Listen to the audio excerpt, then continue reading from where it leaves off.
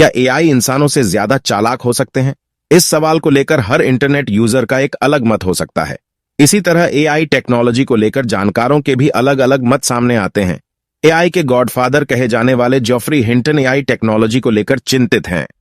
उनकी परेशानी इस बात से ही समझ आती है कि हिंटन ने पॉपुलर टेक कंपनी गूगल में अपने पद से इस्तीफा तक दे दिया। उनका मत है कि एआई का विकास इंसानों के लिए बेहद खतरनाक साबित हो सकता है।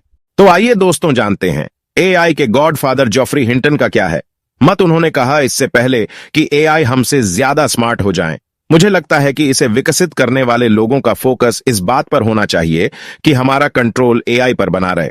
अभी 99 लोग बेहतर और स्मार्ट एल बनाने की कोशिश कर रहे हैं, वहीं एक स्मार्ट व्यक्ति इस पर काम कर रहा है कि इसे कैसे रोकना है। 99 जेफरी हिंटन अकेले नहीं जो एआई टेक्नोलॉजी को इंसानों के लिए एक बड़ा खतरा मानते हैं।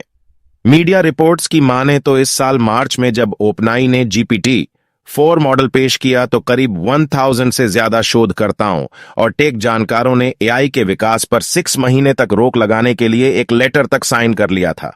उन्हें भय था कि एआई समाज और इंसानों के लिए एक बड़े खतरे के रूप में पनप सकता है।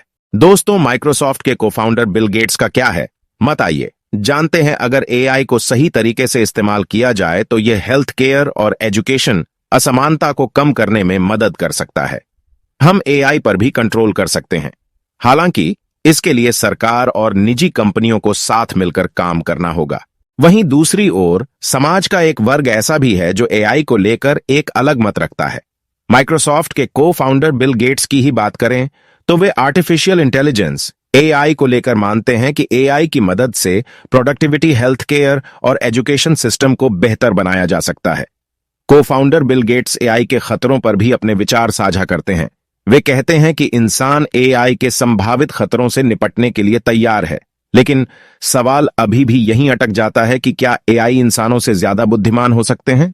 एआई और इंसानों की बुद्धिमत्ता को कुछ पैमानों पर मापा जा सकता है। एआई की खूबियों की बात करें तो एआई टेक्नोलॉजी इंसानों से बेहतर हो सकती है, क्योंकि एआई किसी टास्क को जिस स्पीड के साथ मशीन पूरा कर सकती है, इंसान चाहकर भी नहीं कर सकते हैं।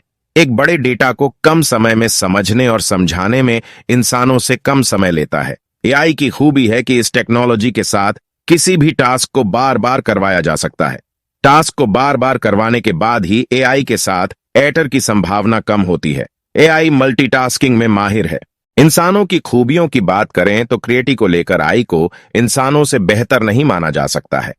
नए विचार और इनोवेशन को लेकर इंसान एआई से बेहतर काम कर सकते हैं। इंसान एआई से बेहतर है क्योंकि इंसानों में इमोशनल इंटेलिजेंस का गुण पाया जाता है।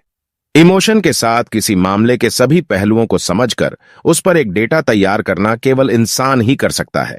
इंसान एआई से बेहतर माना जा सकता है क्योंकि इंसान कॉमन सेंस के साथ काम कर सकता है। रियल वर्ल्ड के आधार पर इंसानों किसी जानकारी को बेहतर तरीके से सामने रख सकता है। दोस्तों, हमें एआई के खतरों को अनदेखा नहीं किया जा सकता है, लेकिन इस बात से भी इनकार नहीं कर सकते हैं कि एआई दिन दिन इंसानों से ज्यादा स्मार्ट होने की कड़ी में काम कर रहे हैं।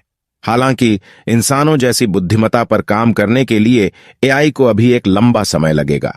अंत में यही कहा जा सकता है कि एआई और इंसान साथ मिलकर ही एक बेहतर भविष्य का निर्माण कर सकते हैं।